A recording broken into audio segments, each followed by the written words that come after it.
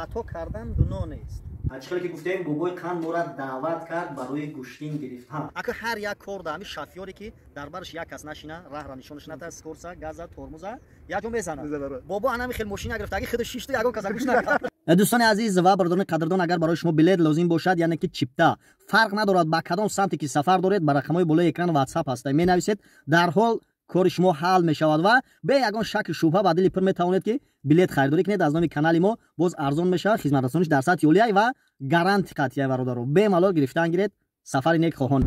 سلام و درود بینندگان و مخلصان سامانه ما و اینچنین بینندگان شبکه‌های یوتیوب. دوستان عزیز این حال ما راهسپار شدیم طرف شهر وحدت خونه بابای قند که بابای قند رو زنگ میزنه تکلیف کرد که خیزیم بیاین همو گوشتین میگه چی شده بچه پیر شده میگه مقصد که سلابی شام پیر شویم بعد تو میای گوشتین میگیری بازی که یگان مایده قوت داریم بیا همو گوشتین بگیریم جنبست کنیم. ما در همون نواری پیشنه گفته بودیم که درباره یگان کس دیگر گپ نمیزنیم درباره گوشتین پشتین یگان چی نداریم خیلی نمیدونم مقصد چی مقصد دارد بابای قند. ما امروز هم ای کورا پارت افتیم بزرگ مزور هم نرفتیم انا خستیم طرفی خونه بابای قند را سپار شدیم میرویم میبینیم که چی گپه و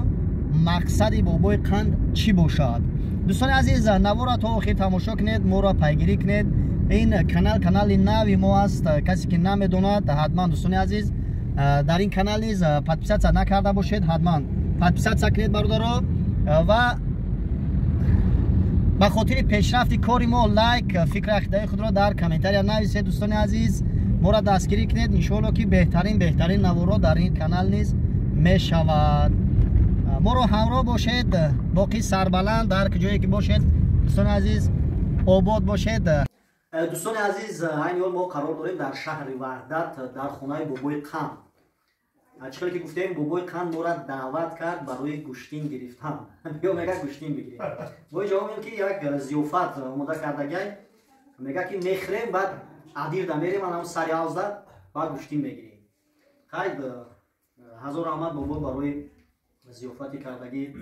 سلامت باشید بنیاد مویان موی خوب هم خوب کردگی هم مزش هم در سطح اولیه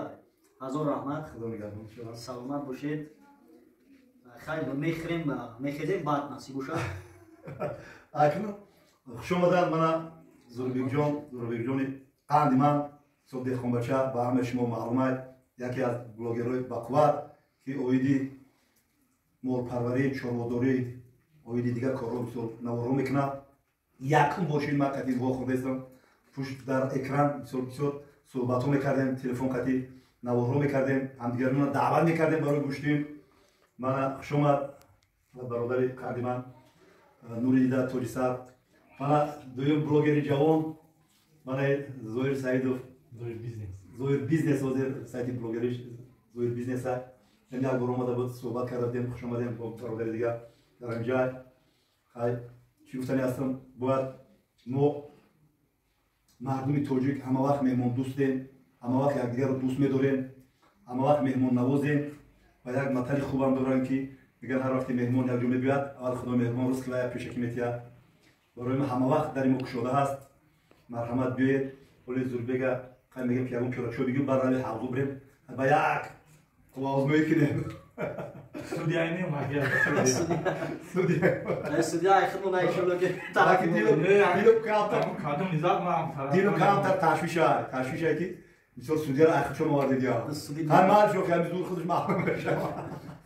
دوستان عزیز حاضر در جای دویم حوزی بابای قند قرار داریم. انا اینجا میپرسیم که چی خیلی بابا چند سوتی خیجاش اینجا حاضر حوزی نیم تیارایی نیم تیاره که 70 سوتی اینجا شقری 1 2 متر بولش رفتگی 1 متر شده 70 سوتی اگر حساب کنیم ایسو چقریش ایسوش ایسو 1 هکتار میشه اینم قریب 1 هکتار میشه قریب 1 هکتار میشه حساب کوبی آب ایسو کوبی آب اینجا چند قدر سر بودگی اینجا هم 7000 سر بودگی اینجا در زیاد سر بودگی اینجا سر بودگی برای که اینجا آوش بسیار باید آب سوزای مثلا سوزای حوزی نوای باید مثلا این خیلی که برادران مثلا هر دوش حوزشون جدا این مردا که من همین خسر میتونم کاری نکنم وقتی که کیسلا رو دمی گفتی اون مردا او نوش که توری باشه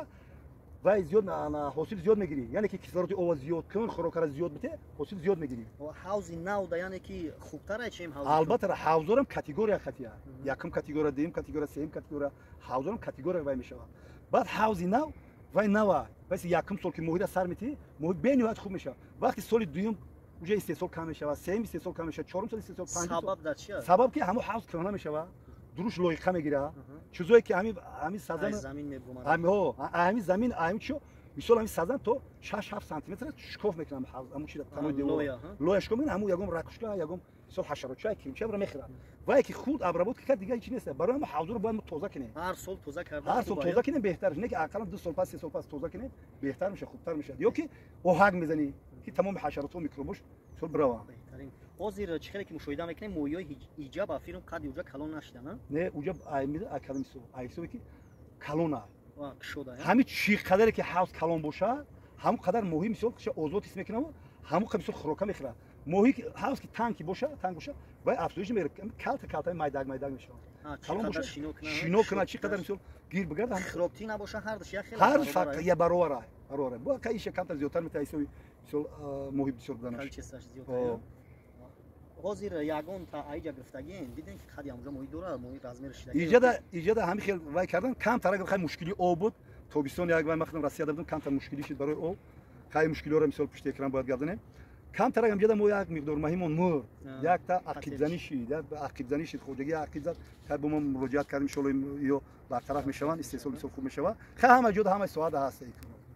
بهترین خوجگی دهقانی ماهی پروری خود جناب عالی مرا مثال دودگی امیرا این هم که صحبت کردیم ماهیای مرا دید خود همین پیشوای معظم ملت اساس گذار سول و وحدت ما یعنی عزیز دل ما همین مثال پرزیدنت جمهوری تاجیکستان یکی از فرزندای فرزانه ملت خود همین شخص همین خیلی اشاره کردگی همین مثال خوجگی مرا دودگی نه بهترین تو این روزا ایوداش بروماده سینو ان شاء الله ما با سربلندان میگی استحصال ماهی رو باید ما نشون یک سوال دادیم امروز پاسخ عمیق نگرفتیم قناعتمند نکرد ما در یک سال چی قدر ماهی شما استحصال میکنید یعنی وزن قطعی چند تونه ما هر سال اگه حوض مثلا مونیاگی بود ایسوسی بود سال 3 تن استحصال میکردیم در یک سال برای که این حوض ما کار میکرد یه حوض دیگه این حوض دیگه که نه این سالا که کار میکنه و میکنه حاضر ان شاء الله با هم خدا سال ما همین بستری بلند میگیم که یک 6 تن خاک خداوند چقدر بتیا ما میخوایم که اگه خداوند چقدر بتیا که ان شاء الله با هم شده مهم ایرو نقشه کوری باید 6 تن یک بگیریم ما همین 6 تن ما استحصال کنیم ای تمام مثال کمبودیون ای نالوگ ای تمام او ای حسابی تمام چی مثال راست خودم ان شاء الله میبریم درآمدش هم نقد خوبه حالا که یک سوال میتونم همینجا این موضوع بیرون چخیلی که ما دیدیم مشاهده کردیم شرایط زندگی شما عجیب بود نقض سبب چی بود که شما روسیه رفتید روسیه سبب بود که سبب من با فکرم سبب بلوگری بود اصلا من هیچ که نمیشناخت من همین مایو کیرم همین پاولونیا و همچین میگشتم یک همیشه دور نوار کردم نمیدونم مرا دعوت کردن روسیه حاضرم دعوتم دورا باس کردیم رفتن نه خمیر ما ماهی را استحصال شد بکنم نشان تیم که ما کردم ایشون چو روسیه رم سر دیگه دولت ها رم که ما حق داریم که بریم یک تماشا کنیم یا بیایم البته ما یک بار رفتیم تجربه آموختیم چی گپ چی خبر بود یعنی مقصد کار کردن نبود پروسه ما هم فایرو کردم چی بابا میرفتم همه کار دیگه همین یکی سر شید رفتم خیر رفت ایروت بیت من زور بگیرم این میخواد یکم بار مرا دیده است یکم بار همینجا صحبت کردیم چقدر ما قضیه مثال بحث برا کردیم که ما گوشتین میگیریم ما اولی خنک اولی گرم میشه ما مثال دور حوض پریدم شما والای چی کفرکشه خدی گذاشتین این یک اگه فکر من هم بلوگری هم خلاصه که باید همین تماشابین خرسندم شب اخی همین خلاصه مقصد اساسی چی بود مقصد اساسی یک خرسندی بود من همین زور بگم جدا مثلا یه وقتی که ما دیلوار سفر و گفتگیم برای چی این یک شوخی بابیگی است من دل میشه که قطعا مثلا کشتر با کشتر کردیم یا که مثلا هم دیگر قطعا کردیم این هم چیه نواسه همسال فرزندان ما یا شوخی مثلا در اکران بود یا که همین یا حاجی دیلوار که مرا باید گفتگیم که با گوشتین بگیریم بیا باید بکنیم ممکن باید فکر کرده باشه که همین بابا چی قطعی ما گوشتین بگیره دیروزم برادران راستی بابا وقتی هم صحبت شدیم تلفنی میگه که زور بی تو چی راج داد که اسтай تو انتظاری که ما پیر شم ای همه بمونم بعد بیای گوشتین بگیری بخه بیو بابا اومدن که مقصدی بابا تماما دیگر بوده باور کن خیلی نزدیک دیدیم مقصدی بابا دیگر چیز بوده فقط مقصدش که ما همینجا یه بار بیاییم بسیارتر این گپ زنی من برای اینکه من بلوگر خاطر و بخورم صحبت کنم همین اینا اومده یا بچه‌ها که روی حوض رو وایسه میگه که مورا تجربه به آموز برای موهی کردن. مقصد ما هم بر وقت همین خیلی بود که ما همین کارا پیگیری کنیم، همین کارا بکنیم. در همین کار ما هم شریک باشیم. اکو 7 تن 6 تن اقلا 1 تن هم که باشه هر سال ما استحصال کنیم. این هم برای زندگی ما خوب شدن، هم برای جامعه مقصد که تامین میکنیم. ان شاء الله میشود. من چی گفتنی هستم با اینمی تماشابینا و با همین مردم سربلند. ما بابا هستم، همه تا دوست می‌دارم. اینمی زوربگه کو بار فرزندان نواسم لازم می‌بینم. یکم بار اینا اومدن نوار کیسه پشت اکران چیزی میگن رفیق برادرم تمام بلاگر خاتمه برادرم تا طرف روسیه ما گفتیم که شما چی بیان صحبت کنیم باید ما دوست باشیم برادر باشیم همدیگر فهم باشه. وقتی که من میشد رفته اسم پیشپایی میخرم خورد میرم یگون کاری میشد چی میشم باید زوربگ جان مرا بابا این کار نادرست ما قبول دارم. حالا محیط پروری میگم بکنه کدومی که محیط پرور شدنی نور دیده توج صاحب مالیو که ارزان میوم میتمش مسئولیتی به پول میکنم میتمش خوراکا رو اگیجا گیرن مثال با شما میکنم در کارش حوضش میرم نقشه‌اش میکنم که دقیقاً من رفتم نقشه‌های حوض رو کردگی دادگیم تمام در خدی که واسه در قرنقل همونجا در رفتگی ما نقشه‌اش کردگیم شما گفتین تمام جدا من رفتگی کردگیم همین نقشه رو با شما توصیه میتم بیان همکاری کنیم دوست باشیم برادر باشیم. ما حاضر تا پنسم قریب 2 سال دیگه ما اینم که دلال حوض اینا بابا زوربگ دیدی که ما دلال حوض کار کردم ما یگم چی اشمو درک نمیدارم چیزی ایداست بیا میکنم میتونم تو نرخ ارزان خیلی بالایی ده دعای بابیگیتون میتونم. سلامت باشه. برادر عزیز نو وابسته از اونی که کی میگه شما فقط گوش کنین چی میگه. هر یک لحظه را استفاده بردن در کار بابا را در ساحه محیط پروری کسی که شرایط محیط پروری داره بیاین دستش بگیرین برین استفاده برین. بعضی مردم ما میخواه که در خونه خوب برای توصیهش بیتی بخیزونیش دستگیریش کنی سومرنی هم ماشین همین کارا بکن فایده دید ای خودش می ندار زلال دید پول خیتای توصیه خیتای نه استفاده برین بابا را ما چخیلی که دیگه این نزدیک شرایطش به نهایت خوب برای محیط پروری حتی شرایط زندگیش هم نقض خیلی یک حسیات جوانی دارم میگه باید بپرم گپ زنم نه سر یادید بعضی روز میگه همین جا مییم خوب میکنیم کپاده هوای تازه همش سوزه برادر و همش سمت در سمت چورو پروری ما را استفاده برین در سمت محیط پروری که در سمت یک خوجگی دوری دیگه ش کپیده استفاده برین برادر رو یک چیز دیگه گفته رسم در سمت همین عطیت شپک التماس ما را استفاده نبره در فاید من تشکیلی استفاده نبرین خیلی بدونه که شما را دینو تماشا میکنم من همچی یک بابا هستم یگم که خصومت ندارم کدوم می دشمن ما دوست می‌دارم اینا بیا همیشه نور دیده توج سر با خدا ما دینی نیتی بد ندارم بیا اینجا سر یک پیاله چو میگن مهمان پیش ای مهمان اومدن رس خدمتی این یگم جای چی نیست. بله اگه خیلی چی گپ چپی کی شیده بوده گذشت بابا میگه همش تمام دیگه ای جایس کار دیگه خیلی میشود. اگه هر یک کار در همین شفیاری که در برش یک کس نشینه راه را نشونش نده اسکورسا گازا ترمز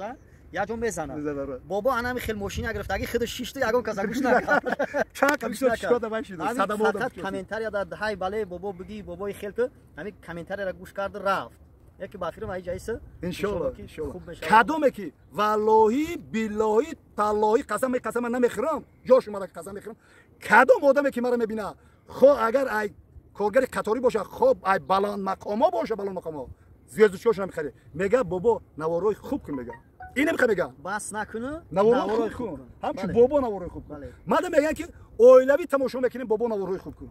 نمیگن که برا دفشا چوش مدت پیش کمیتر میسی نه اكو وقتی که خودت با یوتیوب اومده بودی ما خرسان بودم ای چیش ما اگر در همه سمت یک آدمی داشته باشیم اقلا یک کس ای پیرو ای جوانو حتی یگم زنی که زنی توجیک معرف میکردگی باشه اكو هستن اوی که هر نمود نه همین چیست زنی توجیک خروک میلی یک کاری توجیکی تمام کاری توجیکی را میکردگی اگر ما داشته باشیم باز خوبتر میشه نه که اکثریت یعنی اون بلوگرایی که نو کار آغاز میکنن کامنتاریو میکشن شون راست برای همین یک گپی خوب گفتگی حاجی دوست مراد بسیار انسانی خوبه یا نوار گفته که من بابای بلوگ مود در کار یک تا مامای بلوگ مود در کار این یگم جای چی نیست هستن همین زنهای هستن که همین قوی اراده هستن اراده مردی دارن کو ما میخوایم که براین تو فرزند چه تربیت میکنن چه خیلی مثال کایبونوگی میکنن خودتو میکنن محبت نسبت شوهر بسیار با شوهر میتین چی قدر میکنن اگه راستی گپ یا گپ ما همین فقط وجود رقم دلیل خطی بگم ما بسیار آدمی کوهستان پشلاق دوایش دگیم چرا اوش تپا میفورم دا زنا که میگم که اوش تپا که ای میگم ماریم که مکرون میگیرم خیلی میکنم با میرم با بازار با اونجا زنکای کمپیوتر اوش تپا فروشنده با میرم که ببردارش میبردم نخرم با میگه چو کمپیوتر کد نمیکنن میگم نه کمپیوتر کد ما فقط کچکر جاری میکنن تمام نه که مرا اوش تپا میفوره میگه که بابی جان همین یه ساعت اوش تپا بخری تو بیا من اوش تپا میکنم اگه در بابا بالای یوتیوب اومدنش ما در چی قسم دیدیم که ما فکر کردیم اول فکر کردیم که بابا گذشتهش نقل میکنه و جوانان را برای راست دعوت میکنه عذابایی که اینا دیدگن ولی ما هیچ شدیدگی نیستیم اما عذابا را نقل میکنه و مردم برای راست خیلی کم ترک تا خوردگی اینه که ای جایسه میگن نقشو همونه این سوال کو این سوال اگر مرا بتیان سوال مرا بتیان من میگم که برادر ما همین جوانی سیر کردگی نیست همین جوانی کو ما سیر کردگی نیست من همین ریش دیدم حیران شدم که کی عمری ما گذشته کی پیر شدم خبر نشدم ما جوانی ما ولی سیر شدگی نیست ما جوانی من میخواستم که رنگ جوانو ولی کار کنم ریش مرا میبینم میگه بابا پو دلوی گو ما جوانی سیر کردگی نیستم جوانی بیا که روزای گذشته را گام نزنیم به حد روزای مشکل که ما جوانی سیر شدگی نیستیم خیلی ان شاء الله با امر خدا که خداوند چیزی بخواد ما پیش حاجی دوست مراد پیش جهانگیر شد که بود وایدا پیش بسیار پیش بخت جندا یاد بسیار ما وعده کردیم که نوارهای خوب خاطرمان میکنیم اگر بعد از کمبودی هم شود هم شو بابا خیلی بخشید شد انسان به کمبودی نمیشود در حالتی خیلی ما هم چند بار علاقه کردیم بابا بسیار انمو غضبی شده اول قتی ما سخن سر کرده که بهتی گوشتین میگیریم خیلی میکنیم ما در همون نوار دیگه گفته بودم که درباره یگان بلاگر دیگه گپ نمیزنم درباره بابا هم که باشد تماما وعده کرده بودیم که خدا خواهد میریم یگان وقت بابا را نزدیک میبینیم خیلی کار باری ما هم بسیار امروز بازار بود ما بازار هم نرفتیم پیش بابا همین بابا را نزدیک ببینیم زنده باشه صحبت کردیم ان شاء الله همش خوبه کار بار بافم دیگر نشه ان شاء الله همه تشکر که هم بابا میگه یگان گفتی بلاگری هم کسی یک نکنه همین بابا یگان خطاگی نکنه ان شاء الله اگه اول همه بنده خطاکار است اگر بگویی که من خطا کردگی نیستم در جوانیم گپت خطا است اگر یگان خطا کردگی نمیشه پس ملائکه برو آسمون دا گشتن دیگه وقتی خطا میکنیم با مثال راه میکنیم با توبه و ندامت میکنیم با ای خدای مهربان امید داریم که گناهامون رو ببخشه یک شیار دارم بابی خطا کردن گناه نیست لیکن تکرارش گناه است نه بله راست میگی یک بار خطا کردی تمام دیگه تکرار خطا کردی نفهمیده این بخشیدن نیست لیکن تکرار شید فکر میکنم نه تنها جمعه خودت خطا بخشیدن نمیتونی که با هم کرده رفتم الان تکرارش نباشه همش نباشه نباشه وفای در پناه الله مهربان دیش میچی